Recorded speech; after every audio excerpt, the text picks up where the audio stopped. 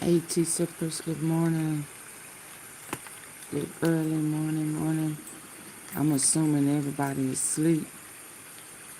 I took a nap, woke up late, well, early, slept longer than I thought I would. And so now I'm catching up by myself. And I'm just recording it for the ones who may be up. You want to hang out and watch it with me. Since I'm just now waking up from my nap, trying to see what I missed. Y'all gonna come in and hang with me. Let's get caught up so we can be ready for old Bubba. Bubba tomorrow. Let's start from the beginning here. Let's go. But as we mentioned, the breaking news, Hillary Clinton spent several hours answering questions from members of the House Oversight Committee about the Jeffrey Epstein files. The former First Lady, Senator, and Secretary of State agreed to speak in that closed-door session after considerable pressure. It was a warm-up act, essentially, for the main event tomorrow, a similar appearance by her husband, former President Bill Clinton, who had more tangible ties to the late financier and sexual offender. I hope you tell everything. Chad Pergram is in Chappaqua, New York tonight with the latest. Good evening, Chad. Brett, good evening. Hillary Clinton just came out a couple of moments ago. She said she will not talk to the committee again. She said that she found most of the questioning to be repetitive. She said she was even asked about Pizzagate. Now, the Clintons, they dodged subpoenas for months. They only agreed to testify after the committee voted to hold them in contempt of Congress. Democrats believe that Bill Clinton's appearance could compel the committee to call President Trump. You want me to tap into Mofo? This committee has now set a new precedent about talking to presidents and former presidents. And we're demanding immediately that we ask President Trump to testify in front of our committee. I'm better. I didn't feel good today. I think that's how I fell asleep and took a nap. Now, the committee questioned how Epstein and Ghislaine Maxwell used the connections to hide illegal activities. Jeffrey Epstein donated to the Clinton Foundation. In a statement, Hillary Clinton said, quote, "I do not recall ever encountering Mr. Epstein." The former Secretary of State said she had nothing to add. Democrats question why the committee focused on her. Thank you. Come on, hang out with me. The Democrats voted to subpoena the Clintons. The Democrats voted with the Republicans to hold the Clintons in contempt. So the Democrats have just as many questions for the Clintons as the Republicans. So this isn't a partisan witch hunt.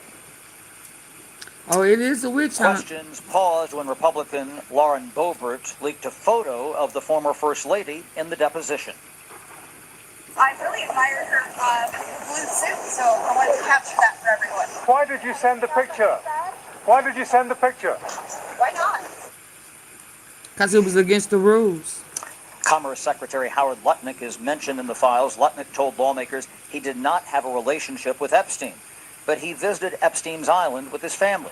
Republicans are considering a summons for Lutnick. Thank you, Empathy. That's very possible, and I think I think it's a good possibility that his name will arise in some questioning. It should have already been on your list. He should have went in first. Now, as I said, Hillary Clinton came out and talked to reporters for about 5 minutes. She was in the hearing room here for about 6 hours. She came at 11 o'clock. We mentioned there were those brief pauses, and here's what she said when she came out and talked to the press. Diversion. It was disappointing that they refused to hold a public hearing, so I wouldn't have to be out here characterizing it for you. You could have seen it for yourself. Now, the marquee event is tomorrow with former President Clinton, and the committee will release videos of both depositions in a few days. Brett, back to you. Okay, Chad Pergram live in Chappaqua. Chad, thanks. We'll have more on this with the panel later on. Based on what I knew, and what I knew is what I said in my statement this morning. I never met Jeffrey Epstein, never had any connection or communication with him. I knew Ghislaine Maxwell casually as an acquaintance, But whatever they asked me, I did my very best to respond. It was disappointing that they refused to hold a public hearing, so I wouldn't have to be out here characterizing it for you. You could have seen it for yourself. We had asked for that. We think it would have been better for the committee and its efforts to gather whatever information they are seeking. We had a bit of a challenge in the beginning because we had agreed upon rules based on the fact it was going to be a closed hearing at their demand, and one of the members violated that rule, which was very upsetting because it suggested that they might violate other of our agreements. So we had to cease the hearing for a period of time until we could get assurances that one of the members violated that rule, which was very upsetting because it suggested that they might be a closed hearing at their demand, and one of the members violated that rule, which was very upsetting because it suggested that they might violate other of our agreements. So we had to cease the hearing for a period of time until we could get assurances that no rules would be broken going forward, and we returned to answer questions repetitively, literally over and over again.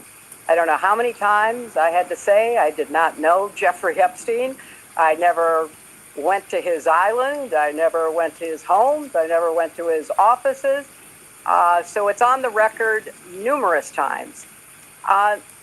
It then got, at the end, quite unusual because I started being asked about UFOs and a series of questions about Pizzagate, one of the most vile, bogus conspiracy theories that was propagated on the internet, that was serving as a basis of a member's questions to me. So I can only say that the best exchange that I had came at the very end, when, contrary to every other deposition they have taken, no Republican member asked any questions about Jeffrey Epstein or Ghislaine Maxwell to anyone else they have deposed. And in fact, the Republican members didn't even show up for the deposition. But they haven't asked any. No Republican member asked any questions about Jeffrey Epstein or Ghislaine Maxwell to anyone else they have deposed. And in fact, the Republican members didn't even show up for the deposition of Les Wexner. And when I said that, I had to point out that the only questions that any Republican member asked of any of the people they deposed was former Attorney General Bill Barr, when Chairman Comer asked him about the allegations, in his view, about Russia's involvement in my election in 2016. So at the very end of this hearing, after I made that point, I want to commend Chairman Comer for raising a series of significant questions that I responded to about the nature of the investigation and the areas that I thought should be explored. So I appreciated that. I want to see the truth come out. So that was a reassuring way to end a very long, repetitive deposition. Madam Secretary, you spoke in your opening remarks about how heartbroken you have been for the Epstein survivors as these files have come out. Can you talk to us a little bit about how you have processed and reacted to the fact that the former president, your husband, Bill Clinton, is referenced in the Epstein files numerous times, including in some photos featuring women? And how have you been personally preparing for the deposition that is coming tomorrow? Are you 100% confident that there isn't anything that the former president knows about Epstein's crimes? I am, and I think the chronology of the connection that he had with Epstein ended several years before anything about Epstein's criminal activities came to light, and that he was charged and sadly given a sweetheart deal, which, as I said in my statement, had that not happened, perhaps his predatory behavior could have been stopped earlier. But I think it is fair to say that the vast majority of people who had contact with him before his criminal pleas in 2008 were like most people. They did not know what he was doing. And I think that that is exactly what my husband will testify to tomorrow. Madam Secretary, do you believe this was a fair hearing? It's the witch still want hunt. to testify publicly, even though you gave this deposition? Do you really want me to answer that? Yeah. They had a chance. Vicky, it's a witch hunt because Trump is who should be questioned. And until they get him to answer questions, it's a witch hunt. He's a PDFer. There's no accusations against her. None. It's a witch hunt. No one has came forth and said that no minor. There is no report that Bill Clinton touched, raped, ate, hit a minor. It's a witch hunt. Until they address, question, arrest, detain the right people who've already been accused, it's a witch hunt. To do it in public, and I wish they had done it in public. And I think and it should have been done in public. Perhaps his predatory behavior could have been stopped earlier. But I think it is fair to say that the vast majority of people who had contact with him before his criminal pleas in 2008 were like most people. They did not know what he was doing. And I think that that is exactly what my husband will testify to tomorrow. Madam Secretary, do you believe this was a fair hearing? And do you still want to testify publicly, even though you gave this deposition? Well, I'm not going to do it again. They had a chance to do it in public, and I wish they had done it in public. And I think they asked several times to be done in public, to be transparent. Avoiding doing it Trump does not want it to be transparent. He wants to be able to lie, manipulate. I thought that they asked literally the same questions over and over again, which didn't seem to me to be very productive. And then, as I said, toward the end, there were other questions that were totally off subject. So if they are going to fulfill their responsibilities to literally investigate the investigation, why would they be asking her about UFOs? Originally said was the scope of their work. I think they could have spent the day more productively. It was a distraction. Diversion.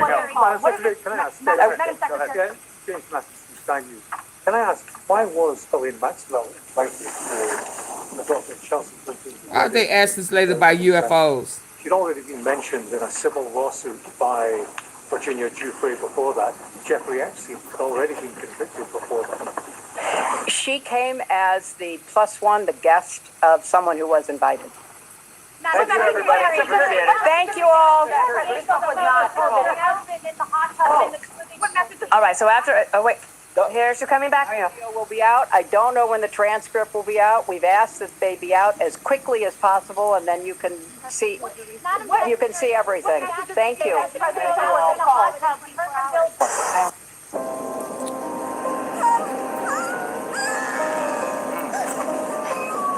Yeah, Trump wants to see if they're going to bring him up so that they would know how to rebuttal. More on that Olympic hockey team story that you just mentioned. Thanks, you guys. Good afternoon, everybody. I'm Martha McCallum. And this is the story where we begin today. Attorney Josh Ritter live at the landmark social media trial where the young woman who is the impetus for this lawsuit is now on the stand testifying that social media had a very negative impact on her mental health. This is a huge case. Questions are being posed at this hour by the House Oversight Committee, and they're behind closed doors. The agreed-to area is the Chappaqua Performing Arts Center, which is near Hillary Clinton's New York home. So the big day, perhaps the bigger day, will be tomorrow when former President Bill Clinton will testify. Both Clintons postponed these appearances several times before finally agreeing that they would come and answer questions today and tomorrow. Now, the committee says that they will eventually release the video. They need to relieve him of his duties until he sits down and talk about it honestly. Expose himself. He needs to resign from office, which I know he's not, because that's the only way he can milk the system. Mr. Epstein, she says, I never flew on his plane or visited his island, homes, or offices. I have nothing to add to that. And we're getting a look inside the deposition room. Podcaster Benny Johnson did post this photo that he got from Republican Colorado Congresswoman Lauren Boebert on the Oversight Committee. I hope Bill tell everything. And that provoked a pause in the testimony. So the lawmakers from both parties that are on hand for this committee hearing today for questioning. Watch this. No one's accusing at this moment the Clintons of any wrongdoing. They're going to have due process, but we have a lot of questions. We have said from day one that we want to talk to former President Bill Clinton. And the other person we want to talk to is current President Donald Trump. Absolutely. So with that, the former House Oversight Committee Chairman, Jason Chaffetz, watching all of this play out, Fox News contributor on the scene in Chappaqua. Also joining me, Doug Schoen, pollster and former Clinton advisor. Good to have both of you with us. Jason, earlier we heard, great to have you, gentlemen. We heard from Chairman Comer. He said we're finally getting accountability. Do you think that's true? It's on the path to getting accountability. I mean, they've been trying to get the Clintons to come in since October, having to subpoena them and whatnot. This is another piece in that puzzle. It's not the concluding piece by any means. I don't care. Listen, let's keep it real. I don't care if they have to put handcuffs on them. I want justice for the victims, period. You people are left and right, Dems and Republicans. You people are hung up on that. You people are brainwashed with that. I'm concerned about the victims, period. I don't care what side they on. I don't care what color they are. I don't care if it's male or female. You people care. You care more about Maga and Republicans than you care about people, period. You have a heart condition. You need to find the Lord. You understand? So get off of here with that here, one side versus the other. I don't give a rat's ass about that. We're not talking about Joe. We're talking about right now. Right now. We would have never known that it was more to it than Jeffrey Epstein allegedly being unalived and Ghislaine Maxwell being tried and sentenced under Biden. So you shut up, Richard, and get out. Because I don't want to play with you. You slow in the head. Something ain't right with you. Like I said, you need a you have a heart condition. Yeah. You have a heart condition. I don't give a shit about Dems and Republicans. We care about victims. Did they witness any trafficking? Those types of things. This is a very salacious, disturbing story, and they're part of it. Unfortunately, that's the big question that the committee is asking. Yeah, you know, Doug, the thing that strikes me over and over as Get I watch all of Melania's this ass and in we see there. this release of files that have come out over the last couple of months. One of those kids. One of those kids said, Ivanka was there. Trump was there. Trump Jr. was there. His kids was there. Minors identified not only just Trump, but his kids at that auction. Yeah, man, gonna miss me with all this stupid stuff. Don't come in here being stuck on stupid. Jeffrey Epstein was given the space and time to kill himself in that prison because he's the person at the center of this. Ghislaine Maxwell is in prison for the crimes that she was convicted of in a court of law. And here's a quote I thought was interesting that I wanted to read to you from the New York Times today, sticking up for Hillary Clinton, saying that Mrs. Clinton's appearance is notable for different reasons. It will act as a reminder that even after serving 8 years in the Senate, 4 years as Secretary of State, and running for president twice, Mrs. Clinton is still stuck in the awkward position of answering for her husband. What do you think about that, Doug? Well, I think there's probably a lot of truth to that, Martha, largely because I don't think anyone has been able to contradict what Secretary Clinton said, that she never knew Epstein, never met Epstein, never had anything to do with Epstein. Sadly, Bill Clinton did. He flew on his plane. There were allegations that still need to be demonstrated that Epstein was involved in the instigation and starting with Ghislaine Maxwell of the Clinton Global Initiative. And I think those are fair questions that a bipartisan group of House members both agreed required answers under oath from both Clintons. So, yes, Hillary is unfortunately fallen victim to the decisions and choices Bill Clinton made about the people he associated with. Yeah, back to you, Jason. You know, in terms of oversight, obviously their ability to bring accountability is limited, really. I mean, they can't convict anyone. They can present something to the DOJ if they come up with something in hopes that maybe they will follow through on this. But, you know, I guess what is the final point here in all of this is the question. Yeah, the Oversight Committee, members of Congress, they're not given handcuffs. Believe me, there were plenty of times where I wish, as chairman, I could have used some handcuffs, but you can only make that referral. But sunlight is the best disinfectant. It's our system of government. It's the best one we have. And forcing people to come testify, I hardly think that Hillary Clinton is a quote-unquote victim in all this. The real victims were on that island and part of a scheme that was widespread, well above the Clintons. I'm not suggesting that they were the scheme, but I'm saying there are so many people that are trafficked, that human trafficking and sexual exploitation, particularly of young women and young boys as well, it's pervasive. Yeah. It's far too pervasive. And you've got to be able to figure out how to put together legislation, hold people accountable, because as you mentioned, Martha, yeah, but I want to see where the kids. I mean, everybody know he's not faithful. We didn't know that he. How is it that was covered up? Let me clear this. Everybody should have known that Bill is not faithful. I mean, Monica Lewinsky, come on. We didn't know, for the most part, that Trump was eating on Bill's pickle. You know. We didn't know he was. You know, by unfaithful, you know. But for the most part, we knew he was a cheater. I need to see where minors have named him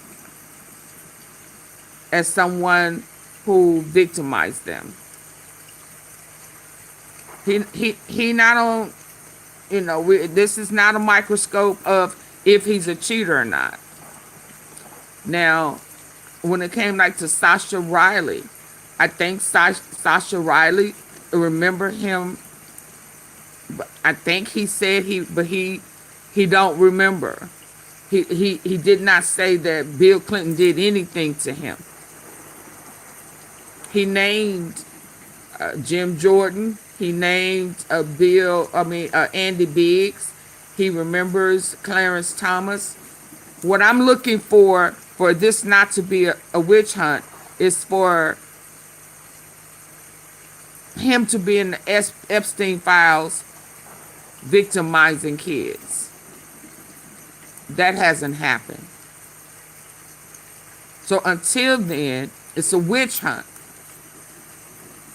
Because there are people that we know of that should be questioned because they are mentioned in the Epstein files. Police reports, investigation, they're being withheld. It's a witch hunt on purpose. And the original process in Florida, under which he got a prostitution with a minor charge when there were much larger charges that were part of that case, is also one of the big questions here. But thanks to reporting of the Miami Herald, this continues to open up.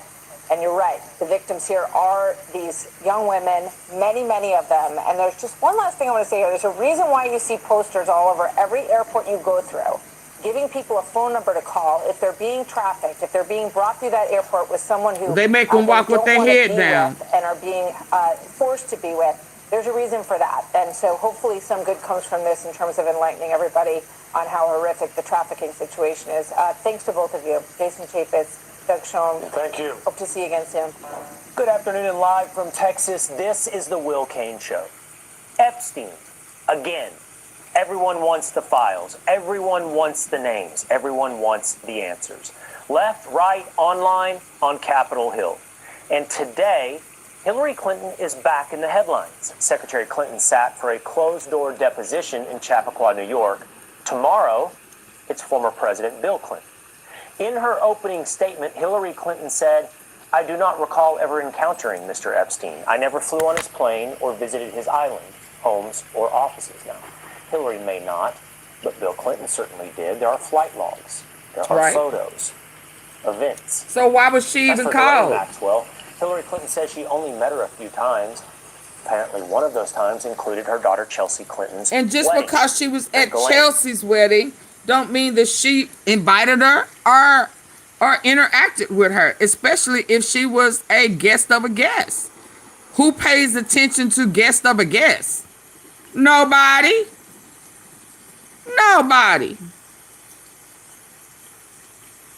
And it was Chelsea's guest list, not Hillary's. But that's what vultures do. Just to embarrass her.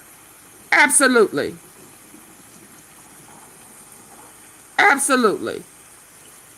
then put out a funky movie, documentary about the illegal immigrant Melania, who should be deported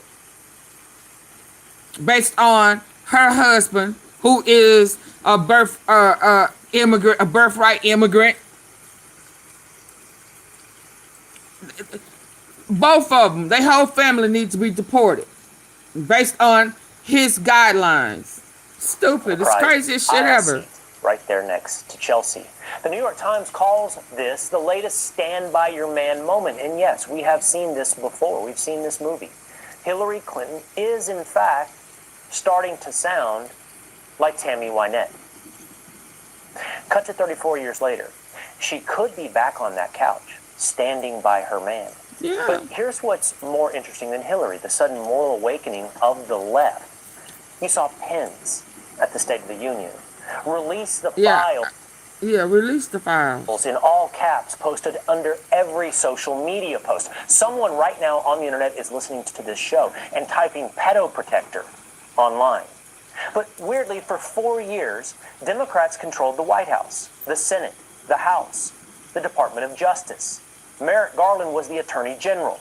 They controlled everything. They had the file cabinet, and they weren't banging on the file cabinet. They had no interest in opening the files. No hearings, no daily demands, no urgency, no interest from politicians or social media prosecutors. Now, stop bullshitting yourself. Was Ghislaine Maxwell not tried under Biden and convicted? I can't. I can't with people when they just sit here and lie. Suddenly, he shouldn't have opened his mouth. He shouldn't have ran on that campaign. This same tipster, by the way. Yeah. Does this story vanish? No. Just like last month's outrage.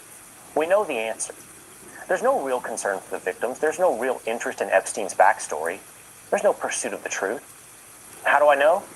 A few years ago, the New York Times ran this headline. Yeah, I'm finna go. Pedophilia. Okay. I'm trying to stomach this man. I just don't know where. Ugh. A disorder, not a crime. You see, then, after, by the way. Yeah, see, I don't want the passing of the blame. I don't want to keep going back in time. What are we going to do right now? We know more now than we did before. I don't want to keep going back on, well, when Biden was in office, well, when. But what happened with Trump? Because it all started with Trump. He was the whistleblower. So if we want to go somewhere, let's stop right there when he was in office the first time. Why was it not all unfolded? Why did it not all come out when he snitched? So let's not just skip to Biden. Let's stay right when it started. It started when Trump snitched on Epstein. Got him detained and put in jail. Then let him out by faking like he unalived himself. Why weren't the full Epstein files released then? Huh? Yeah, so miss me with all that. What are we going to do right now? We wasting time steady talking about what happened with when Biden had. Well, why? Why? No, right now. Miss me with all that other stupid, dumb stuff. What we all came to work for today. This is what we're all looking forward to. I love that. Have a great show. Thanks, Alicia. Thank you. Well, there is exactly one First Lady in history who met sex trafficker and raper of children and good friend of Donald Trump, Jeffrey Epstein. And today, Republicans on the House Oversight Committee decided to question a former First Lady who never met Jeffrey Epstein instead of the First Lady currently occupying the White House who was dated him with Jeffrey Epstein and dated him. Convicted sex trafficking co-conspirator Ghislaine Maxwell. Donald Trump's third wife was friends with both of them. The Epstein files contain emails from Melania Trump to Ghislaine Maxwell complimenting Ghislaine Maxwell. The Epstein files contain no communication at all between Hillary Clinton and Jeffrey Epstein or Ghislaine Maxwell, but Republicans on the committee decided they wanted to subpoena Hillary Clinton. Where is their subpoena for Melania Trump? Let's who go. Actually knew Jeffrey Epstein and Ghislaine Maxwell. Why aren't they asking Melania Trump? Did Donald Trump introduce you to Jeffrey Epstein, or did Jeffrey Epstein introduce you to Donald Trump? Why aren't they asking Melania Trump what she knew about Jeffrey Epstein? The Epstein files show the Palm Beach police chief saying that Donald Trump told him in 2006, quote, Thank goodness you're stopping him. Everyone has known he's been doing this.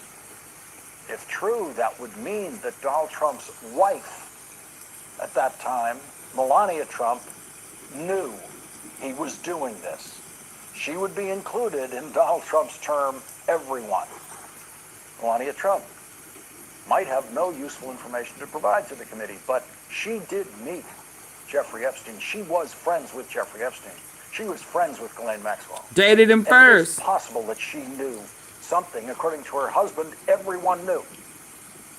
Hillary Clinton, in a written opening statement to the committee today, made the point that not everyone who has been subpoenaed by the committee has been actually required to testify to the committee. The former Secretary of State, who was also a lawyer and worked on the Congressional Committee investigation of corrupt Republican President Richard Nixon at the beginning of her career, reminded the committee, quote, "You subpoenaed 8 law enforcement officials, all of whom ran the Department of Justice or directed the FBI when Epstein's crimes were investigated and prosecuted. Of those 8, only 1 appeared before the committee. 5 of these 6 former attorneys general were allowed to submit brief statements stating they had no information to provide. Hillary Clinton should have been offered exactly the same option. Secretary Clinton did provide the committee with a statement stating she had no information to provide, but the Republicans on the committee refused to accept that statement from her. The same kind of statement they accepted from other former cabinet officials. Secretary Clinton's opening statement was a masterful and thorough condemnation of the Republicans on the committee. She said, quote, "You have made little effort to call the people who show up most prominently in the Epstein files, and when you did, not a single Republican member showed up for Les Wexner's deposition. The institutional failure is designed to protect one political party and one public official." Secretary Clinton identified that public official by name repeatedly in her opening statement, saying, "You have compelled me to testify, fully aware that I have no knowledge that would assist your investigation in order to distract attention from President Trump's actions and to cover them up despite legitimate calls for answers. Ask him directly under oath about the tens of thousands of times he shows up in the Epstein files. Ask him directly under oath." That's right. Ask Donald Trump directly under oath about the accusation in the Epstein files that he assaulted and raped a child. Secretary Clinton, as a former senator, knows how congressional committees should do their work. She told the Republicans on the committee, quote, "A committee run by elected officials with a commitment to transparency would ensure the full release of all the files. It would get to the bottom of reports that DOJ withheld FBI interviews in which a survivor They didn't do their accuses job. President Trump of They're heinous not doing their crimes. job. It would subpoena anyone who asked on which night there would be the wildest party on Epstein Island. The Epstein files revealed that Elon Musk asked Jeffrey Epstein that question.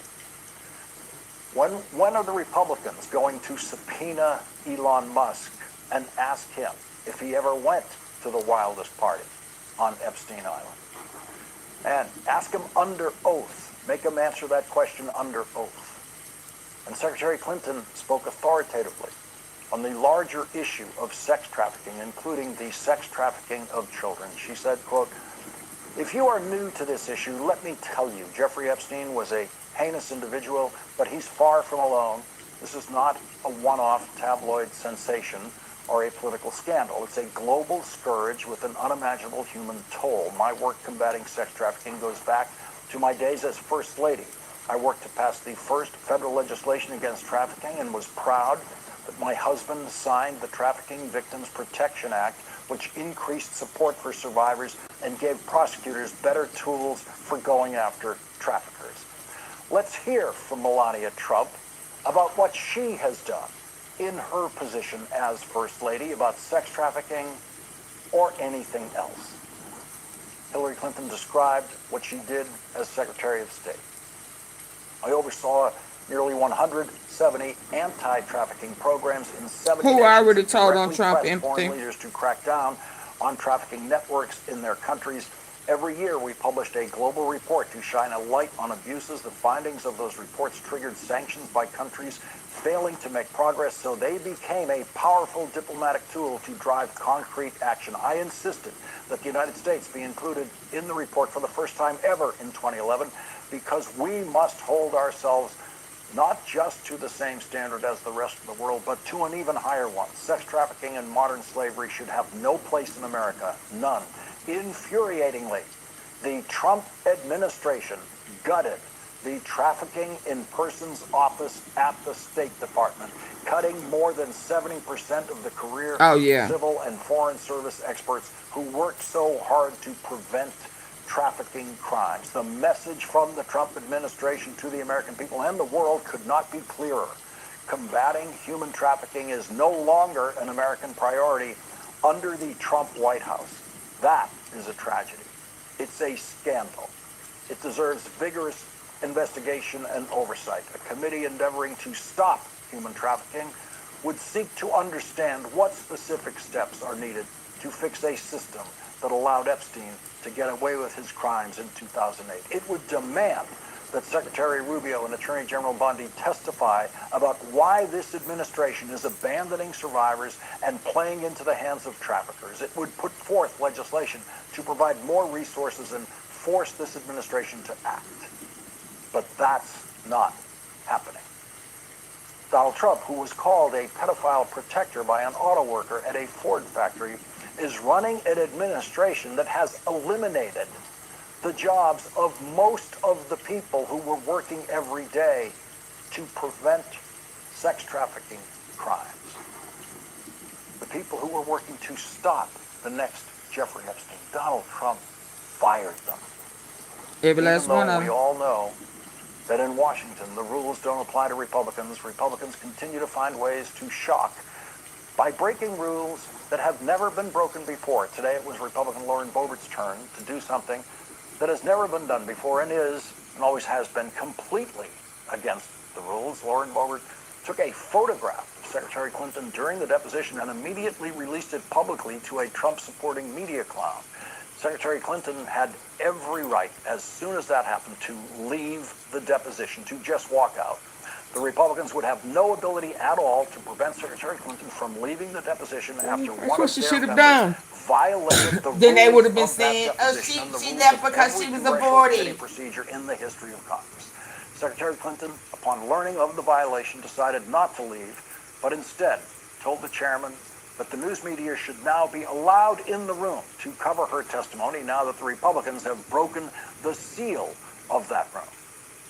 After half an hour, Secretary Clinton decided to resume her testimony and further humiliate the Republicans who were afraid to question the two people who were friends of Jeffrey Epstein, Donald and Melania Trump.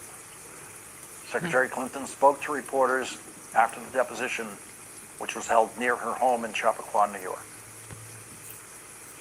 I don't know how many times I had to say I did not know Jeffrey Epstein.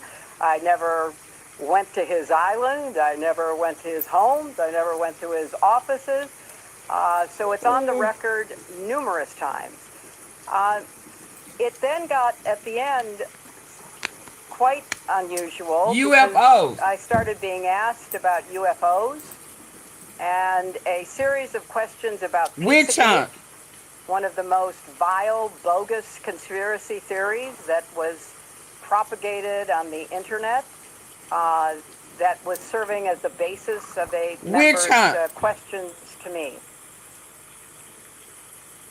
When you start asking about UFOs, and this is supposed to be about Epstein and the assault on kids,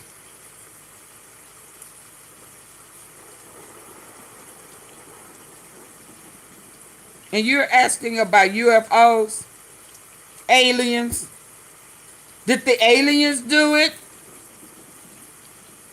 I mean, y'all, come on. Witch hunt.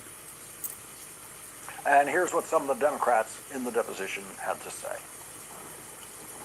One of the things that's been confirmed today is that in addition to having no relationship with Jeffrey Epstein, Secretary Clinton has no relationship with Ghislaine Maxwell.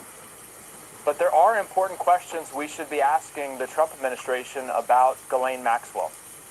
And I hope that our Republican colleagues will join us. Y'all need to go do a wellness check on Ghislaine Maxwell and make sure it's really her. Refused to rule out the pardon, the clemency that Ghislaine Maxwell is campaigning for. House Republicans need to get serious about this investigation. I understand now fully why Secretary Clinton wanted to make this deposition and her hearing public. Because the reality is we're talking to the wrong person today. Who we should be talking to instead are people who are actually mentioned in the files, people who have made misleading statements about their relationship with Jeffrey Epstein. Absolutely. We should depose the person that is mentioned in the Epstein files almost more than any other person next to Ghislaine Maxwell, and that's Donald Trump. Oh, yeah, no, that's not her. Leading off our discussion tonight is Democratic Congressman Suhas Subramaniam of Virginia. He is a member of the Oversight Committee and was at that deposition today. Definitely Congressman, not her. thank you very much for joining us today, tonight. Ever wondered what your home looks like from space? Enter your address and get a 360-degree satellite view of your home. It was very repetitive, and again, I'll reiterate what I just said earlier. I wish it was public because it was humiliating for the Republicans. It should have been public. They kept trying to corner Secretary Clinton. They basically asked the same question 100 times. Did you know Jeffrey Epstein? Did you associate with him? Did you know Ghislaine Maxwell? How did you know her if you knew her? And she said the same thing over and over again, that this basically could have been said over written testimony and was said, which is that she didn't know the guy. And meanwhile, there's so many other people in the files that are released. Remember, there's 2.5 files that haven't been released, 10 million files. And the reality is we're talking to the wrong people. She was asked about the one linkage that could be found to Ghislaine Maxwell, which is that Ghislaine Maxwell apparently ended up at her daughter's wedding as someone else's guest. Let's listen to what Secretary Clinton said about that to reporters after the deposition. Why was Ghislaine Maxwell invited to your daughter Chelsea Clinton's wedding in 2010? She'd already been mentioned in a civil lawsuit by Virginia Giuffre before that. Jeffrey Epstein had already been convicted before that. She came as the +1, the guest of someone who was invited.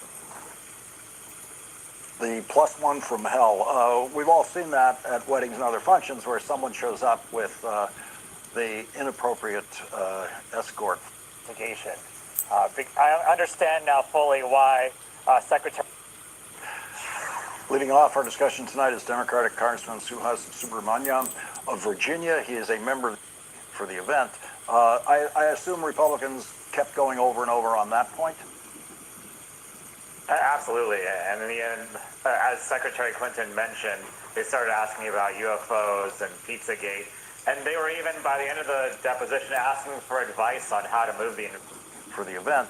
Asking her for advice. Secretary Clinton, they basically asked the same question 100 times. Did you know Jeffrey Epstein? Did you associate with him? Did you know Ghislaine Maxwell? How did you know her if you knew her? And she said the same thing over and over again, that this basically could have been said over written testimony and was said, which is that she didn't know the guy. And meanwhile, there's so many other people in the files that are released. Remember, there's 2.5 files that haven't been released, 10 million files. And the reality is we're talking to the wrong people. She was asked about the one linkage that could be found to Ghislaine Maxwell, which is that Ghislaine Maxwell apparently ended up at her daughter's wedding as someone else's guest. Let's listen to what Secretary Clinton said about that to reporters after the deposition. Why was Ghislaine Maxwell invited to your daughter Chelsea Clinton's wedding in 2010? She'd already been mentioned in a civil lawsuit by Virginia Giuffre before that. Jeffrey Epstein had already been convicted before that. She came as the +1, the guest of someone who was invited. The +1 from hell. We've all seen that at weddings and other functions where someone shows up with the inappropriate escort for the event. And all out front kept going over Like and over she on that know. point? Oh. Absolutely. And in the end, as Secretary Clinton mentioned, they started asking about UFOs and Pizzagate. And they were even, by the end of the deposition, asking for advice on how to move the investigation forward. That's where we were at the last hour. So, Asking again, her we how didn't to really get much. move What the was really investigation striking to forward. me was A witch that there hunt. were 10 or 11 Republicans there. They lost. They don't know what the hell they doing. But at the And they need Ohio someone with experience deposition to of Lex help guide Wexner, them. who he Type of bankrolled shit. Jeffrey Epstein's operations, there were 0 Republicans. So that just shows you where their head's at in this investigation. The real people. Why are you asking her? So why did you not just solicit her help? If you needed to ask her, now where should we go from here? You have any suggestions? Yeah, get Trump in here, bring him before the committee. Lutnick, he wanted to go in business with him after he was convicted and served time the first time. What type of business on the island was he want? Oh, he wanted to buy an island. Oh, he wanted to start his own brothel business. Yeah, that's who. But you, this is crazy. So you need her suggestion, her experience, her expertise. Oh wow, I think I went back too far again. +1, the guest of someone who was invited. The +1 from hell. We've all seen that at weddings and other functions where someone shows up with the inappropriate. Now you got to do background checks on people's +1. I assume Republicans kept going over and over on that point. Absolutely. And in the end, as Secretary Clinton mentioned, they started asking about We don't know what UFOs to and do. Pizzagate. And they were even, by the end of the deposition, asking for advice on how to move the investigation forward. That's where we were at the last hour. So, again, we didn't really get much. What was really striking to me was that there were 10 or 11 Republicans there. I felt like I was at a Republican caucus meeting. But at the Ohio deposition of Lex Wexner, who he bankrolled Jeffrey Epstein's operations, there were 0 Republicans. So that just shows you where their head's at in this investigation. The real people who were, like Wexner, who was a co-conspirator, named as a co-conspirator, they weren't anywhere to be seen. By the But with Hillary feds. Clinton, they're all there in full force asking questions for 7 hours. The part of her opening statement that actually intrigued me the most was a focus that has been lost, including, by the way, I would even say in our coverage of this, because we've been covering the Epstein case, the Maxwell case, and this sprawling worldwide conspiracy.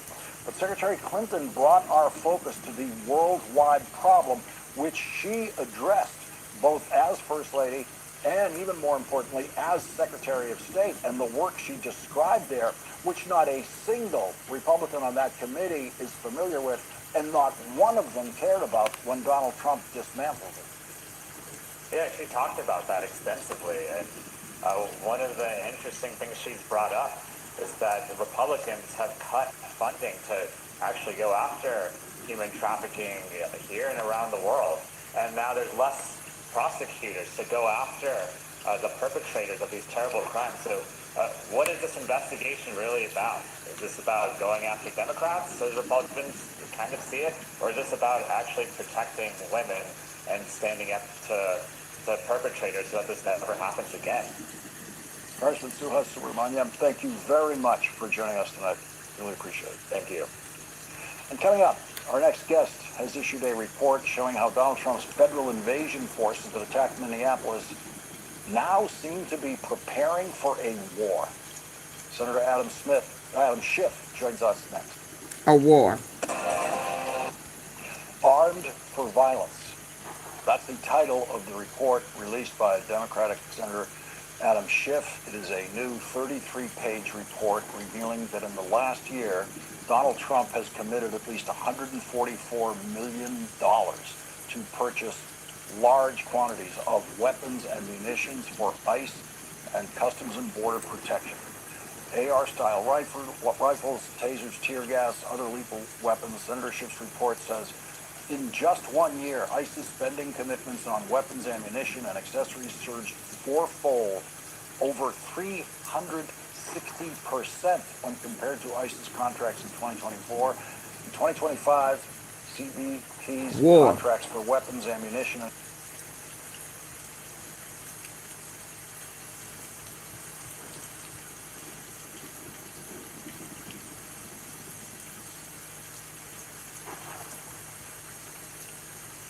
Hold on, y'all.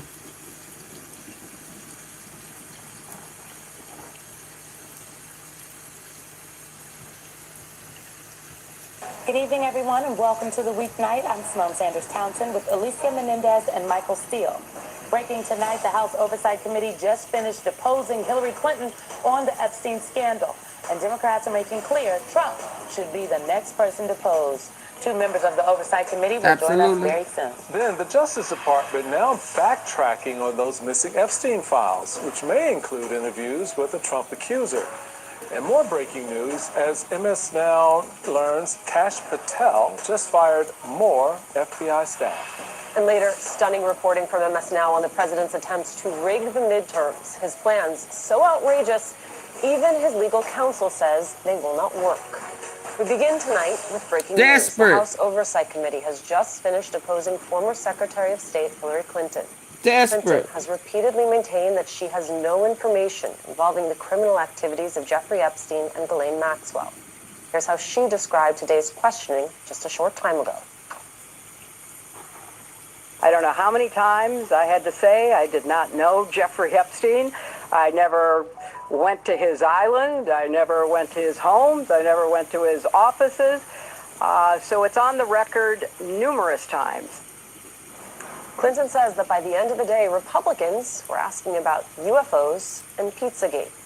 But the entire deposition was almost derailed by Republican Lauren Boebert, who broke the rules by taking a photo inside the closed-door deposition and sending it to far-right activists, who then posted the picture online. That shenanigan forced the deposition off the record as Clinton's lawyers once again demanded the news media be able to cover her testimony. Republicans, once again, denied that request. Democrats and Republicans both say Clinton cooperated and answered all questions. The committee says it will release the full transcript and video of the deposition once it has been cleared by attorneys. Tomorrow, the committee will depose former President Bill Clinton. He will become the first former president compelled to testify in a congressional investigation. Bill Clinton says he did not know about Epstein's crimes. That precedent set by Republicans, however, is leading Democrats to demand Donald Trump come before the committee. Here's Ranking Member Robert Garcia earlier. This committee has now set a new precedent about talking to presidents and former presidents. And we're demanding immediately that we ask President Trump to testify in front of our committee and be deposed in front of oversight Republicans and Democrats.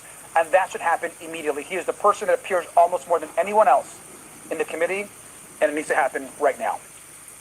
Trump has previously denied any wrongdoing related to Jeffrey Epstein. Joining us now to discuss, Democratic Congressman Suha Subramanian of Virginia, who is in today's deposition, and Democratic Congresswoman Melanie Stansbury of New Mexico, who will be in tomorrow's deposition with former President Clinton.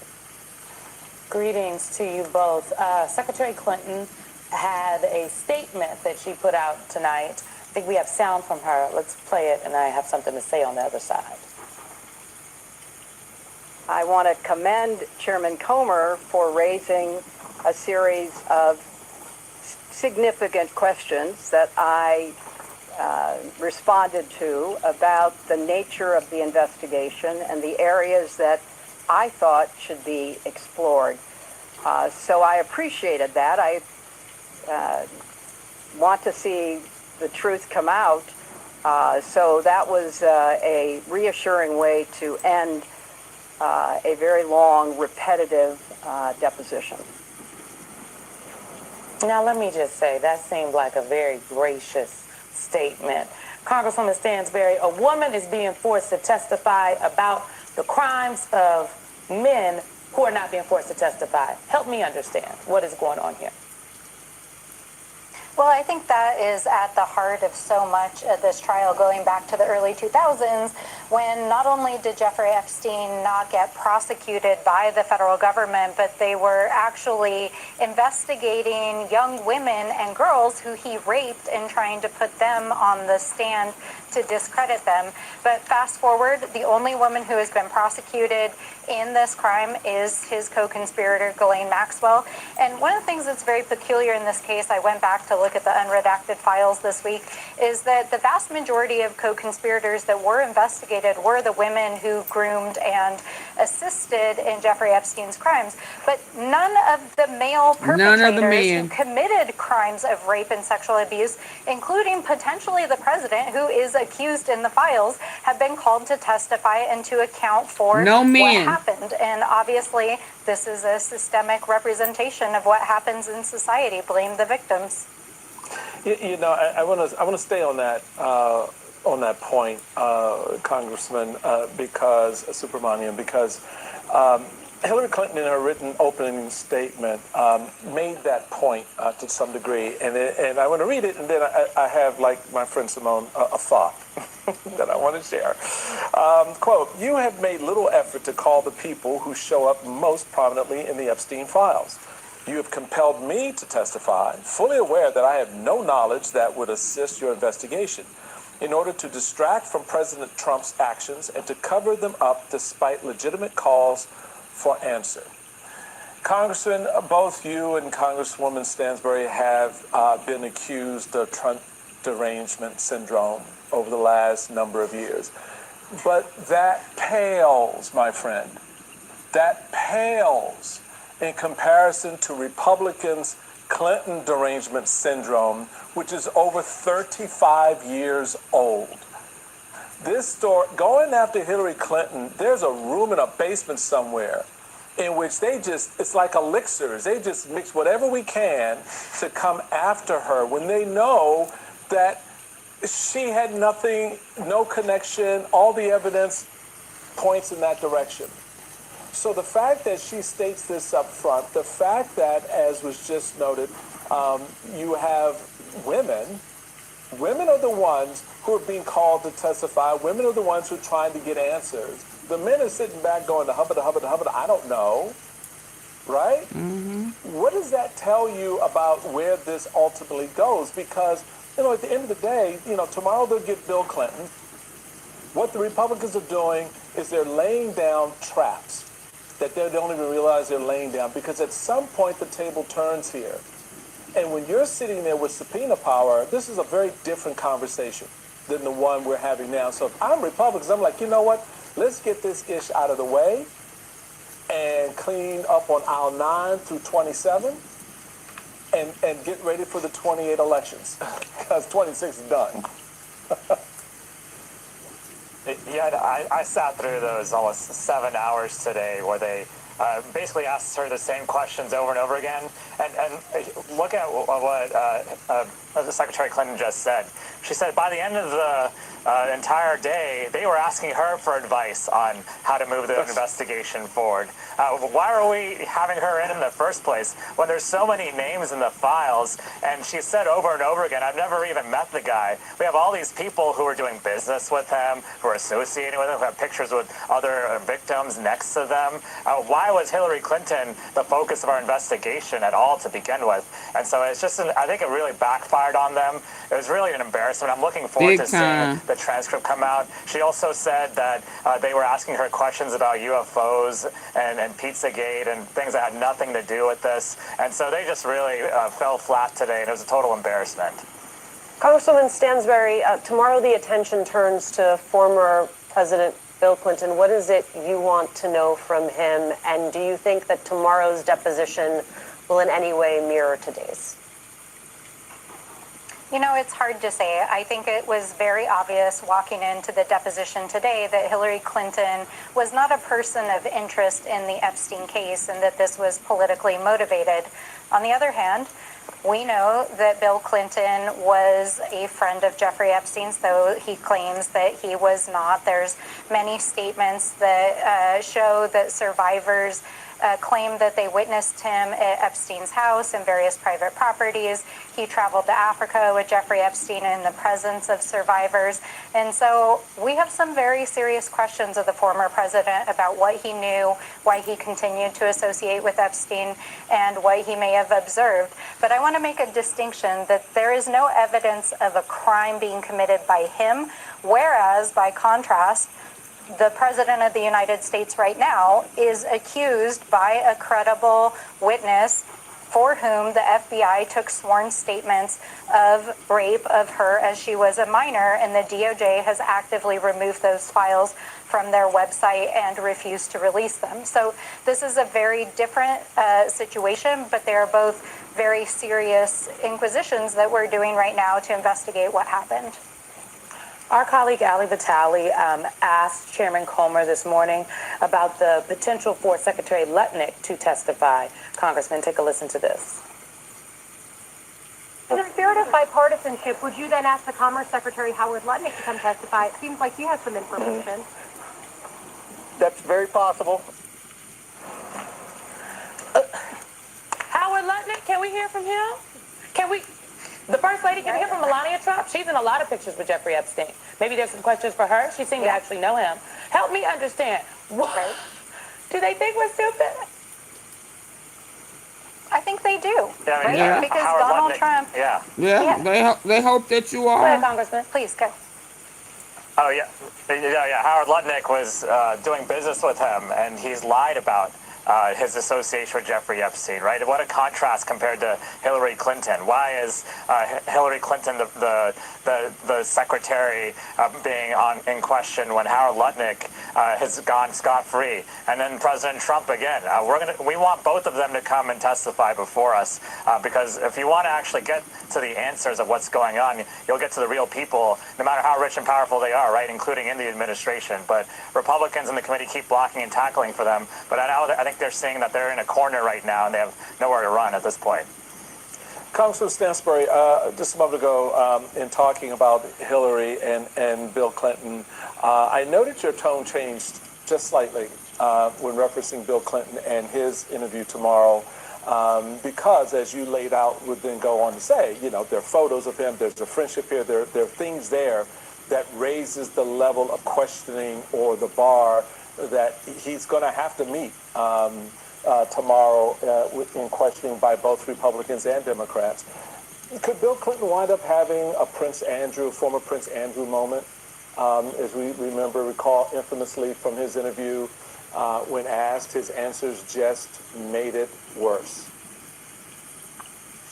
We'll see what the former president says, but I think that at this point, based on the evidence that is in the public domain, we know that Prince Andrew was directly accused by Virginia Giuffre Roberts of participating in sex acts with her while she was a minor, that she was trafficked with him, and he lied in an interview to the UK press.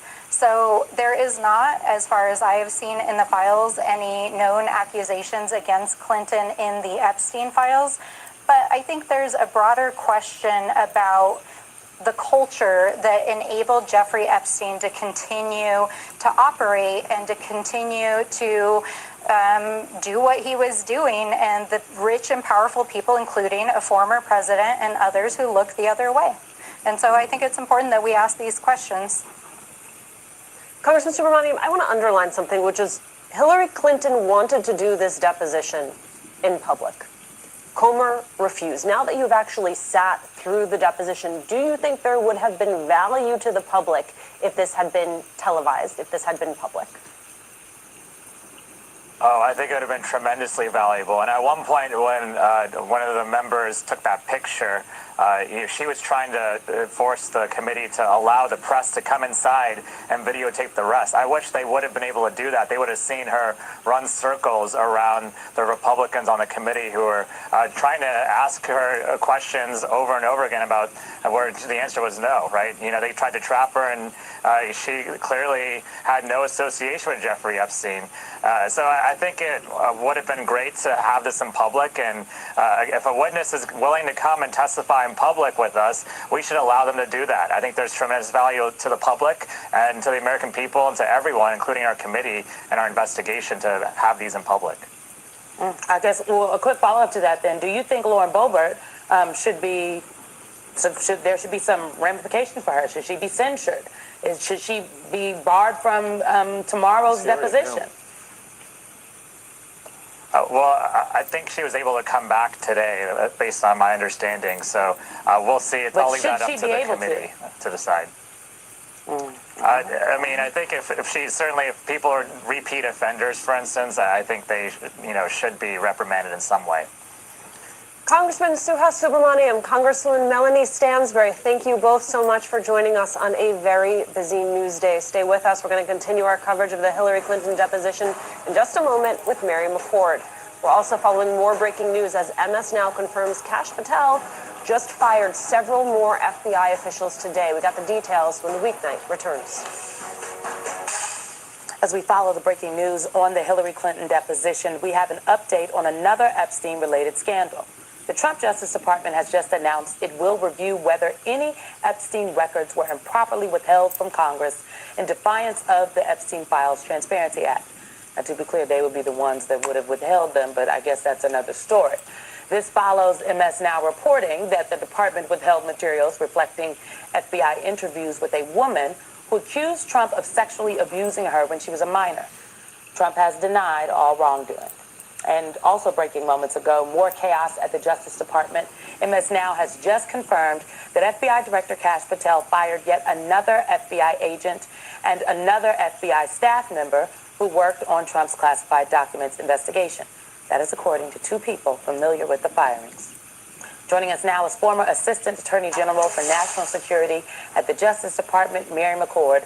She's the host of MS Now's Main Justice podcast and an MS Now legal analyst. I'm sure there's lots for the podcast this week, guys. Oh, yes, indeed. Mary, welcome back to the table. We want to get into the breaking news Simone just put on the table for us yet again, the crazy at the FBI. But I want to go back and level set off of our last segment, the conversation around the Epstein files. I love the point you just made, Simone, about, well, okay, y'all now going to review the release, but y'all the ones holding them up. So, so they're playing games. Yeah. They're playing games. Absolutely. But there is a very important dynamic I think you can help the audience understand, and that is the pincer move between something of a congressional hearing with subpoenas attached to it, as well as, the political pressure and the congressional action to release the Epstein files altogether. How do those things come together in light of what Simone noted? You guys have the docs. Mm-hmm. That's like saying, okay, Mary, give me your cup. Yeah. And Mary says no. And then Mary comes back and says, we're going to investigate. Who withheld the cup? Who withheld the cup? Who withheld the damn cup? Who withheld the cup? So help us understand how this plays out. So, what they really should be doing, if they really want to investigate how this happened, is have the Inspector General do the review of how it was that you had some hundreds of, lawyers within the Department of Justice and a multi-tiered protocol for, reviewing these documents with multiple levels of review. How is it that you end up with some documents, and particularly documents that happen to mention Donald Trump, being the ones that are not included in the production? And that's not really something, we don't want the fox guarding the hen house, right? That's really something that probably the Inspector General should be looking at. And maybe that's what they will do.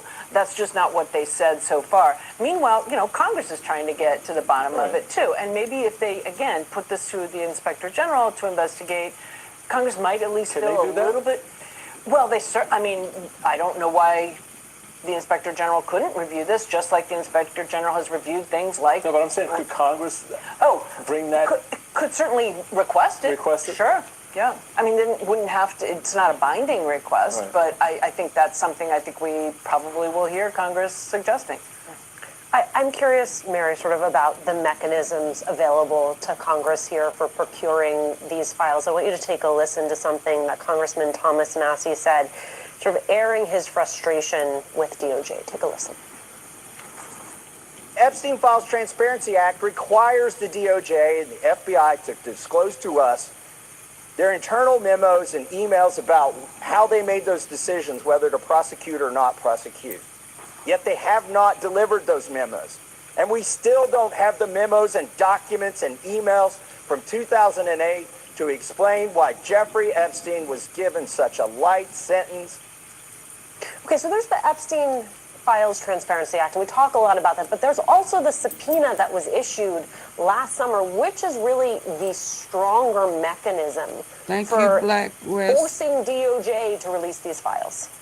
Well, I mean, the statute is a statute, right? With that, you know, if it's violated, there are mechanisms. Now, whether Congress would ever, you know, enforce those mechanisms, and Congress can bring lawsuits, right? It can bring a lawsuit for failure to comply with the statute. The subpoena, you know, Congress's subpoena power, it absolutely has subpoena power. It can make a referral for someone to be held into or investigated and potentially prosecuted for contempt for not responding. But who does that go to? That goes to the Department of Justice, right? So, you know, we'll see. And you know, I think sitting here at this table before, Michael has also talked about, you know, they've got their power of the purse, their appropriations authority. There are other levers that they could pull to put some pressure on the department. But the things we were just hearing in that clip about, you know, prosecution memos, declination memos, why certain decisions were made, why there was such a sweetheart deal for Epstein back in 2008, 2009. I mean, my experience in, you know, more than 20 years at the department, 20 of it as a prosecutor and before I was in national security, we always had a memo for every investigation. It either recommended prosecution and went through, you know, who the witnesses were, what the legal theories were, what the vulnerabilities and weaknesses were, and made a recommendation. And sometimes that recommendation is we don't prosecute, or that recommendation is we charge a much lower offense because we don't think we can improve the higher offense, that kind of thing. And those are things there should be, you know, they were ordered to be part of this production, and if they're not there, that's another big red flag. I mean, we haven't seen them. Nope. We haven't seen them, nope. so Missing. Well, they say they're withholding things, right, based on deliberative process privilege and attorney-client privilege, which are not things that the Epstein Files Transparency Act said were a basis for attorney-client privilege. Simone, doesn't apply in this particular. To the government, does the government have attorney-client privilege? There might be privileged documents that somebody else has a privilege, right. but no, not the government one. So here's when you talk about the Justice Department and that there should be these memos that do not, we have yet to see them, but essentially they exist somewhere, that detail why Jeffrey Epstein, why the things that have happened. Julie K. Brown had this new reporting in the Miami Herald today about how Jeffrey Epstein sought to basically infiltrate the justice system. And I thought it was like, oh, this makes sense. Yeah. This is part of what she writes. New documents made public for the first time show in greater detail how Epstein tried and often succeeded in influencing almost every level of the criminal justice system that threatened to disrupt his sex trafficking and money laundering empire. I encourage people to go read the story because it talks about how, you know, he would try to set up lunches with these folks. Somebody was a friend of a neighbor, of someone in the U.S. Attorney's office. Many a times he tried to meet with Alex Acosta. Acosta, through his attorney, denies in this piece that he ever had that lunch with Jeffrey Epstein or that dinner. But it seems to me, again, the thing about a conspiracy theory, there's a little bit of truth to it, which is why the conspiracy theory continues to have legs. The government, across many administrations, seems to have been at some level in cahoots with the pedophiles.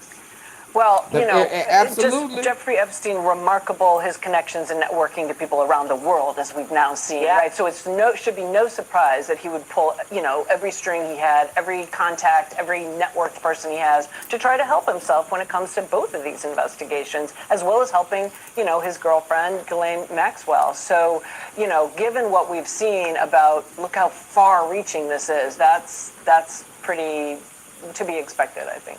I want to get your take, Mary, on this latest news about Kash Patel firing an additional 2 agents. But first, I want to read you from the Federal Agents Association what they had to say about this. The FBIAA condemns today's unlawful termination of FBI special agents, which, like other firings by Director Patel, violates the due process rights of those who risk their lives to protect our country. These actions weaken the Bureau by stripping away critical expertise and destabilizing the workforce, undermining trust in leadership and jeopardizing the Bureau's ability to meet its recruitment goals, ultimately putting the nation at greater risk. Talk about that. I mean, obviously there's the impact to the individuals, but there's also the impact to the institution and to all of us.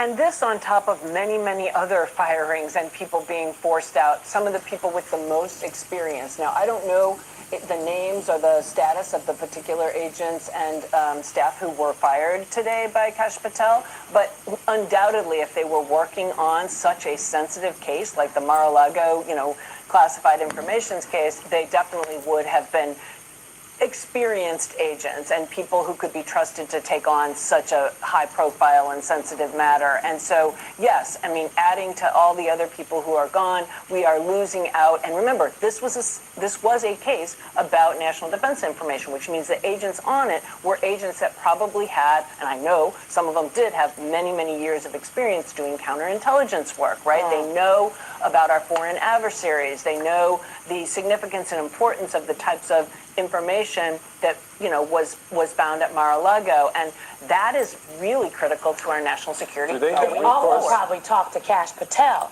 because remember in 2022, Trump sent a letter to the then acting archivist that said Kash Patel and John Solomon are his representatives for access to presidential records. Do those agents have recourse at all? So there is some recourse, but it is limited for FBI agents because of their national security status. They don't have the same civil service protections, but they can bring constitutional cases. And I would say, without knowing all the details, certainly others have filed on the basis of First Amendment retaliation for perceived political affiliation, and that could be something here. I don't want to get ahead of them or their attorneys, but constitutional claims can be brought. Just do it on general principle. Mary McCord.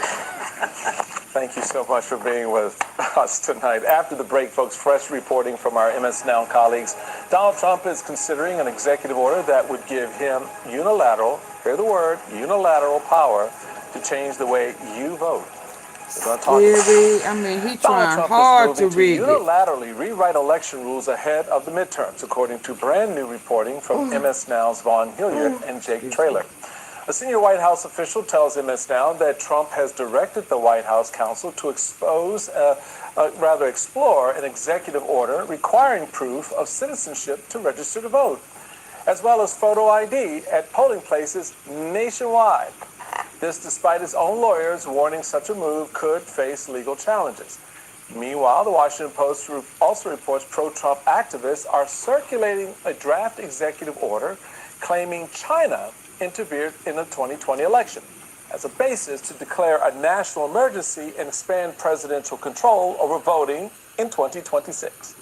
Joining us now, Maine Secretary of State Shinna Bello. She is running for governor, and our own colleague Vaughn Hilliard, MS Now senior White House correspondent. Madam Secretary, I think this is excellent reporting by Vaughn and our colleagues. I think this is a terrible development, though. It's important to note that Article 1, Section 4 of the Constitution gives Congress and the states, not the president, control over our elections. The president does not have any constitutional role in that. Knowing that, they are still, and by they I mean the president and his allies, are working to try to circumvent this because they are trying to affect what happens in this upcoming election, and I would argue in 2028. My question to you is, what are the secretaries of states, if anything, what can they do about this? Because the election deniers are not just at the gate at this point. The election deniers are literally embedded inside the federal government all the way up to the President of the United States of America, because he still claims that he won the 2020 election. The secretaries of state are going to stand up and fight back because, just like you said, the Constitution says that it's the states, not the federal government, that are in charge of our elections. The president doesn't get to do this just because he wants to. And in some ways, it's like Groundhog Day. Remember, there was that executive order in the spring. It was unconstitutional then. This one will also be unconstitutional, and we'll see him in court. Okay, so Vaughn, we are 7 months out from midterms. SAVE Act is dead. What does the president do next? This is where this executive order comes into play. This is at the top of the president's mind. Listen to the State of the Union address. He said the only way they win is if they cheat. This is for the president an issue that he does not let go of here. In having Republicans and people like Lisa Murkowski coming out and saying that she was not going to back the SAVE Act, that is not good enough for Donald Trump. And this is where you see the White House, the council, looking at preparing this potential executive order for him to sign that will essentially try to do the requirement of the proof of citizenship to register to vote and the requirement that every individual has to show a proof of identification at the polls this November. You know, you could make the case that this is sort of an actual more like tempered executive order outside of what the president could potentially seek to do if you were to even try to go and seek and call for a national state of emergency, right? Potentially try to send federal agents to voting locations, potentially try to seize machines. There's a lot of things that some of his outside allies would like him to do, but what we are being told here in our reporting is that as much as the White House would like him to focus on the midterm election strategy of focusing on the economy, for Donald Trump, he continues to come back to this issue here, and it is not clear 7 months out just how far he may seek to go, despite the legal questions and roadblocks in his way.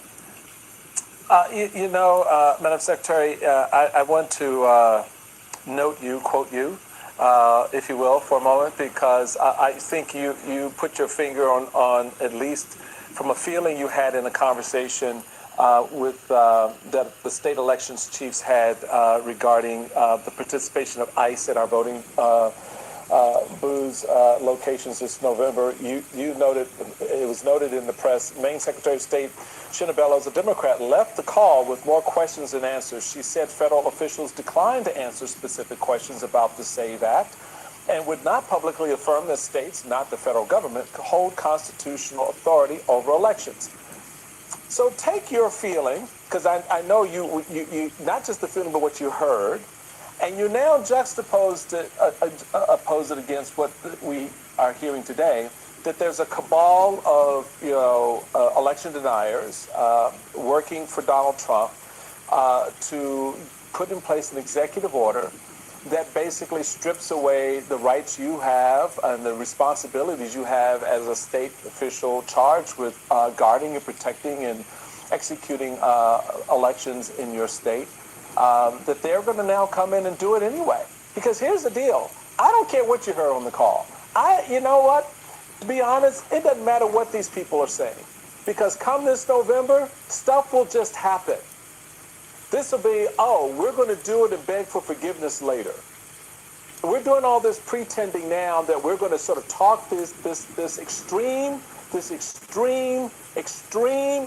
administration off the voting cliff and restore it to normalcy. And I got the impression in reading that story that you were like, you know what, this is a load of crap. These folks are not going to be about the business of respecting my responsibilities as a state election official. Am I far off the mark here? Well, the last question that I asked them was, would they publicly recognize state sovereignty over the elections? And there was a stunned silence. This is not a hard question. Any fourth grader studying civics knows that the Constitution places the states in charge. And so then you put that on top of this executive order, but the president doesn't get to decide. Now, they're terrified. They're absolutely terrified. They know what they're doing is deeply unpopular, and they're going to get crushed in November. And that's why he's so desperate to try to exert control of the elections. And it's not going to work. Because here's the thing. Election officials are the world's best contingency planners. We're making plans. The states are going to share threat information. They're going to do scenario planning, tabletop the votes, coordinate amongst ourselves without the federal government, because the federal government is showing itself to be an adversary in all of this. Just can I, a real quick question. I know Simone wants to come in. Are Republican secretaries of states making those same contingency plans, or are they all in with the federal takeover of our elections? I don't think Republican states want any part of this. Now, there's some that are in races and they want to kiss the ring of the president, but I think there are a lot of Republican states, a lot of Republican secretaries. You know, the Republican Party has you know better than most, the Republican Party has always been the party of states' rights and the Constitution, at least ostensibly until this administration. And so I think that there are some deep concerns there too. The political incentives make some of them cowards. That's why I don't think they should always let them know what they plan to do. Legal cases that the president has already lost on this. And I do want to read a little bit from the reporting that you have, because it reads, last March, Trump signed an executive order requiring proof of citizenship on the National Mail Voter Registration Form and on a ballot request form used by military and overseas voters. A federal judge struck down both provisions on separation of powers grounds. I say that because I'm thinking about if he decides to just go ahead and do this, which frankly, your reporting is indicating that the president would like to do it. The lawyers are like, we could get caught up in the legals. And I think we should all be prepared that the president will do it anyway, because it took the Supreme Court 300 plus days to settle the question of his tariffs. And in the amount of time that it took the Supreme Court to come out and say, actually, these tariffs that Trump has put forward are in fact illegal, $175 billion. Was essentially taken, given to the United States government via consumers, via companies. If, in fact, he puts this executive order forward and it is challenged in the courts, it could still affect the primaries. Absolutely. And I think that is the part of some of the concern, especially if you're to try to move forward with some of these actions, executive orders, or declarations of a national emergency, hours or days before the election. His ass. In a way that if he were to put forward this executive order now, at least it would give the court some time, like the executive order that a federal district judge struck down last year, some time to actually work through and make a clear delineation between the legality of any such actions out of the executive branch. And I think it's worth going back for folks to 2021. In the conversation, the Democrats were going around the country trying to convince folks to get members of Congress on board for, and that was to change some rules around voting. But ultimately, the Constitution is very clear that the purview to make such rules to voting across the country comes down to Congress passing a law that would then be signed by the President of the United States, and that's not what is happening here. And in our reporting, I think that there's another component to this, and it is a political one. While there could very well be, we would expect the legal headwinds in front of the president, there is... Okay, last one. Let me hear what old boy got to say about this rig. And I think I'm going to go back to sleep. Let's hear what Roland has to say. Y'all please hit the like button.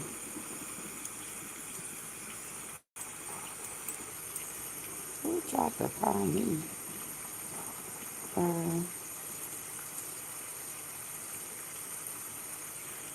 Let's get to Roland.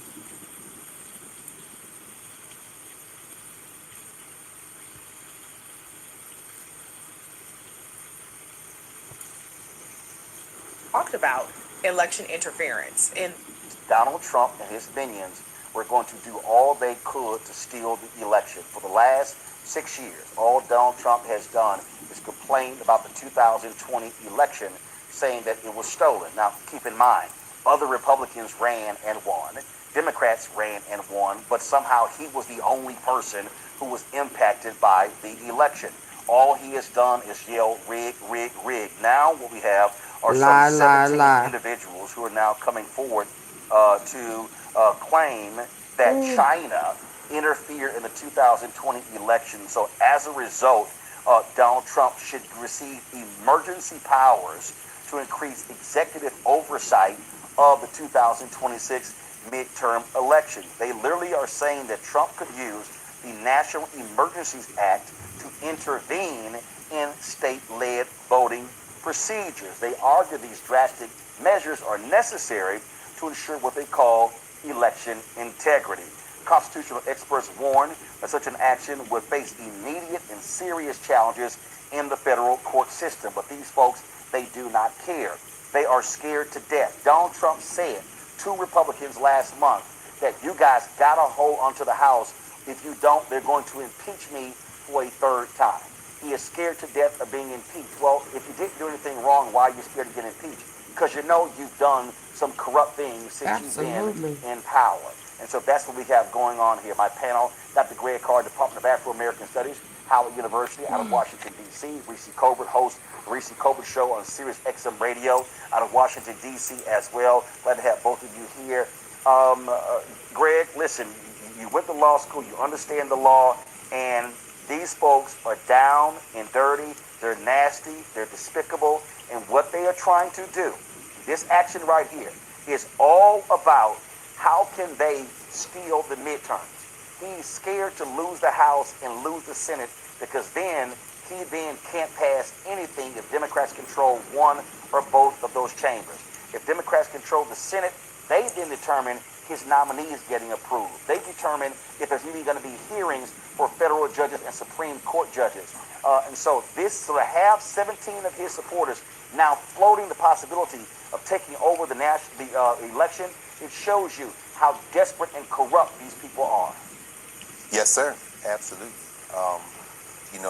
I like what Ilhan Omar is referring to him as President Majnun, an Arabic word meaning evil, mad, or fanatic.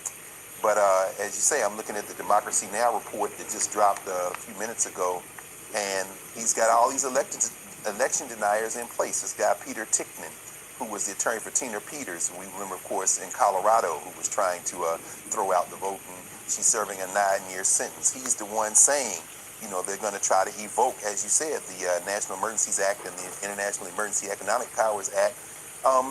Russell Vought is somewhere around in this, and of course Steve Bannon filtering around, but they're going to fail. I'll tell you why they're going to fail, because even though you've got the complete people in the bag for him, like Clarence Thomas, Sam Alito, clearly John Roberts, who we heard in passing Trump referred to. They say he in the Epstein files. We talked about voter ID, said we got to do something, John, we can't let it happen. Who are you talking to? You're talking to John Roberts. But the lower courts are clearly pushing back. I think now this is where the acid test is going to reveal that there are people, regardless of their political affiliation, that are not going to allow this madman, this Majnun, to run over all the laws in the United States. I'm optimistic that this is just not going to come to pass. Hey, it's Hakeem Jeffries with an urgent message. APEC. Donald Trump and his allies are testing the... Well, but here's the thing for me, Reese, and when we were sitting here trying to warn people about this thug being back in power, we kept trying to tell people this is the stuff that they would try to do, what the kind of action they would try to take. And there were a lot of black people and others saying, well, listen, I don't think they're going to go that far. And I'm like, guys, y'all don't understand. These folks do not care about the law. No. They do not care about the Constitution. They've been breaking the law and getting away with it. And so in this Washington Post story, you have these individuals. It's a 17-page executive order where they want to nationalize the elections. And Peter Tickman, who Greg was talking about, he said, quote, "We have a situation where the president is aware that there are foreign interests that are interfering in our election processes, and that the president has to be able to deal with it, including by banning mail-in ballots and inserting voting machines." Really? Are y'all serious? And so here's the problem here, Reese. I recall the 2016 election when intelligence services went to President Obama and Mitch McConnell and congressional leaders and said foreign actors are trying to interfere with the election. McConnell objected to Obama publicly coming out until after the election, and Obama did. Obama should have told Mitch McConnell to go to hell. Then, of course, we saw, and Trump, they say, oh, no, y'all kept saying Russia, Russia, Russia. Oh, it didn't exist. It didn't exist. They kept trying to deflect to China and North Korea and Iran and others. And so then you had a Senate report that actually detailed foreign interference. Senator Marco Rubio was one of the people who was on the panel where they wrote the report. He becomes Secretary of State and acts like the report never even existed. These people are liars. They do not care about the Constitution. And I'm telling you, they are going to try to make this thing happen. This is not a bluff. They will try to make it happen, because if they can get away with stealing the election, they absolutely will try. Well, yeah, Donald Trump ran and he said, just vote for me and you'll never have to vote for me again. That's absolutely. Oh. I tried to brought that to y'all months ago. And he Okay, said, yeah, maybe Christians, Roland couldn't hear me. Christians. But I'm Okay, not guys, Reese, hold on, Christian, Reese, hold on one second. but we Guys, need you Reese, to vote. Reese, hold on. This will Reese be is the talking, guys. last I can't time hear you her. will have So to I need y'all to vote. fix that. I can't hear Reese. So Reese, go ahead and talk. Yeah, Control I room, y'all remember fix the that. audio so I can hear. Reese, go ahead. Now I can hear you. Go. well, so Donald Trump, when he ran in 2024, he told an audience, just vote for me once, you'll never have to vote again. Thank you, And so the he's Black Quest, already for helping me stated reach what the my intentions are, goal. is to lie, cheat, and Thank steal. you. Every single accusation from this administration is a confession. And so should we be able to successfully make it through the midterms without them lying, cheating, and stealing to the point to where they hold the majority, the first order of business of Democrats needs to be to investigate the 2024 elections. Because if you're saying that it's possible that it happened in the 2020 elections, then goddamn it, I guess it's possible that it happened in 2024 as well. Because what the hell would stop them if they didn't want Donald Trump's ass in there? Why is he sitting in there right now? Or maybe other people like Vladimir Putin or other actors did want Donald Trump in here, and that's why he's sitting in office. And so we can't just disregard what they're saying, because usually they're doing the exact same things they're accusing the other side of doing. And so this is really important, and it is a pretext that they're using to try to steal these elections. And I'll also add, I remember when Andrew Gillum ran in 2020, no, I guess it was 2018, and there was pretty sure it was a black woman in Miami-Dade who talked about election interference in that race. And so that was never investigated because, unfortunately, Democrats are too busy half the time. And I know that he wasn't president, Democrats weren't president then, but Democrats have taken the posture that what Donald Trump is saying isn't even possible, because they want to try to engender faith in the election system. Clearly, there are some vulnerabilities here, but I have every single bit of assurance that any vulnerabilities are being exploited by Republicans for the benefit of Republicans. So what we need to know is that we have to get far beyond cheating distance. Whatever they do, we have to come back 10 times harder, so that it is impossible to deny the will of the American people.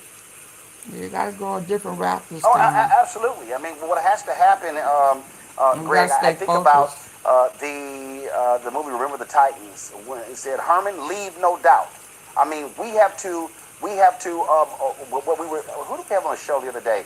I think it was Congressman Jonathan Jackson talking about his dad. He said, we have to overwhelm the voting polls. Right. I mean, we have to make it so hard for these folks to cheat.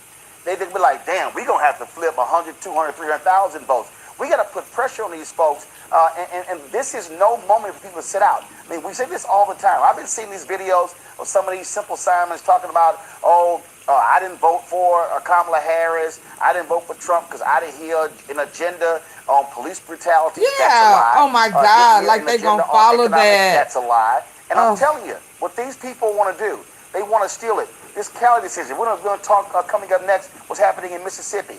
They absolutely want to invalidate state races, state senate, state representative races, congressional races. People need to understand, if there's a national emergency, it is a national black emergency.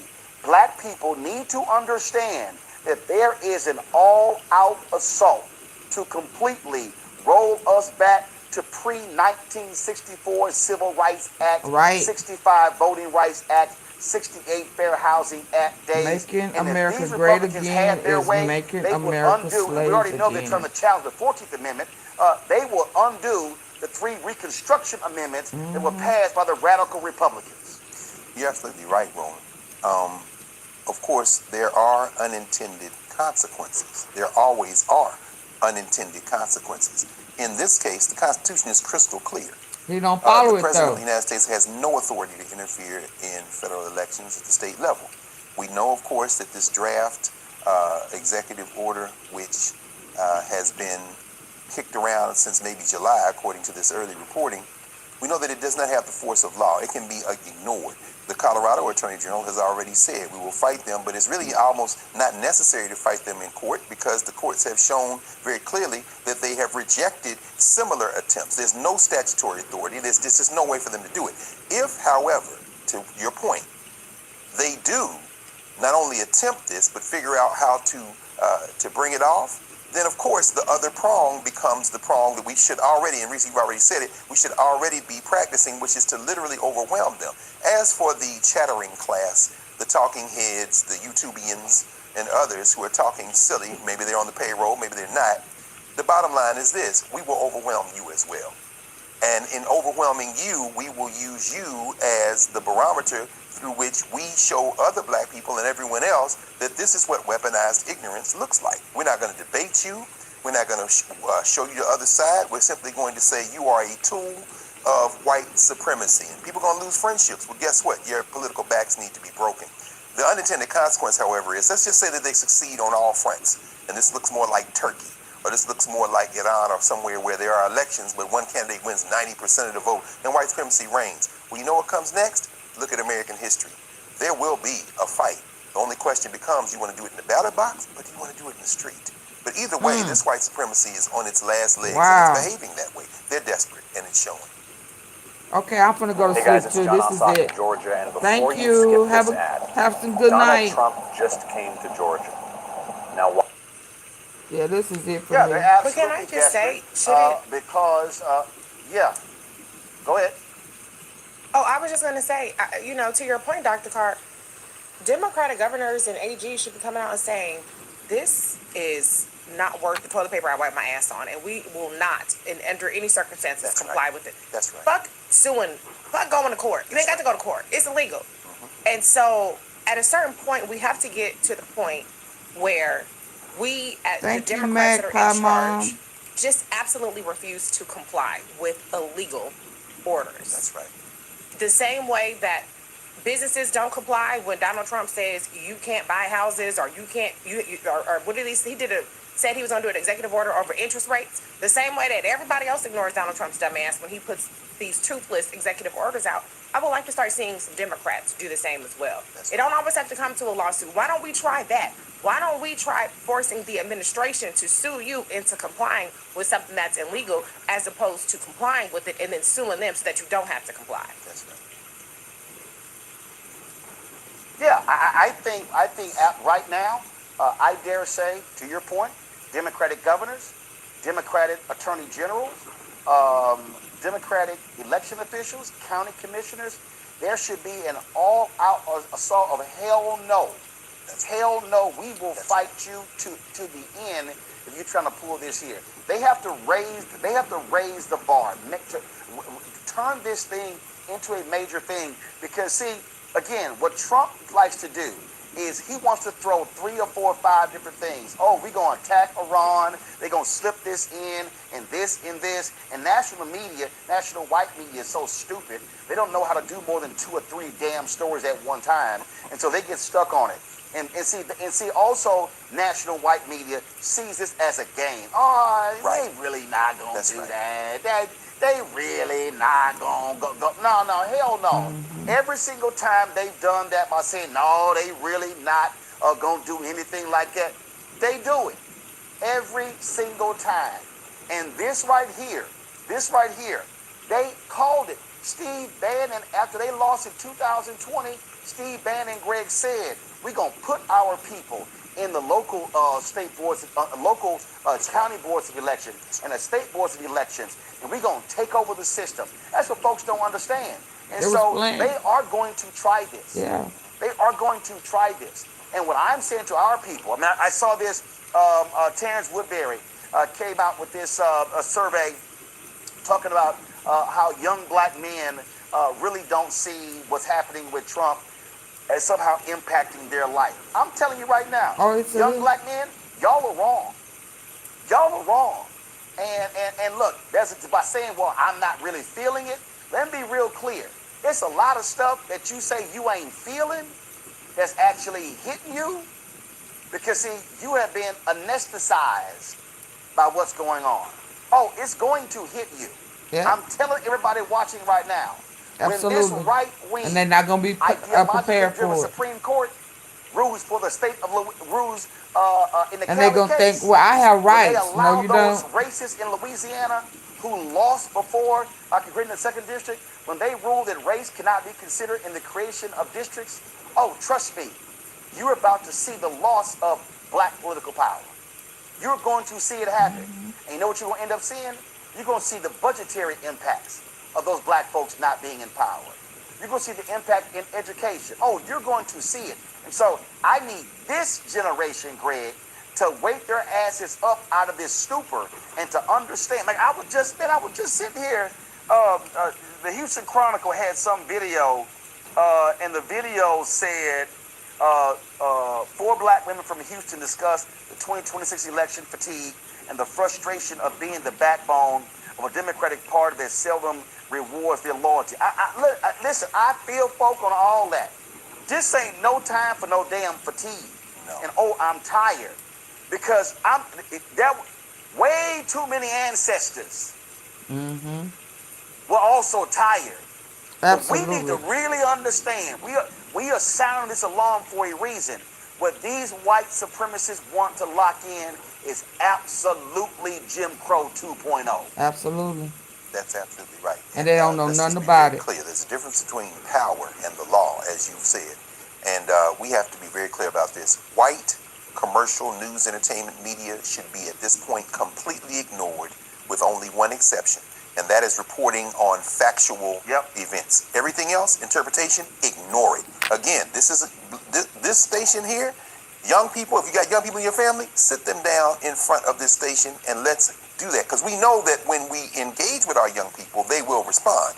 But we have to engage with them, and we got to do that. Just ignore all the rest of that stuff. Okay, good night. Get some sleep. I'm going back to sleep. Thank you. Thank you for the support. Thank you for getting caught up with me. Thank you, thank you, thank you.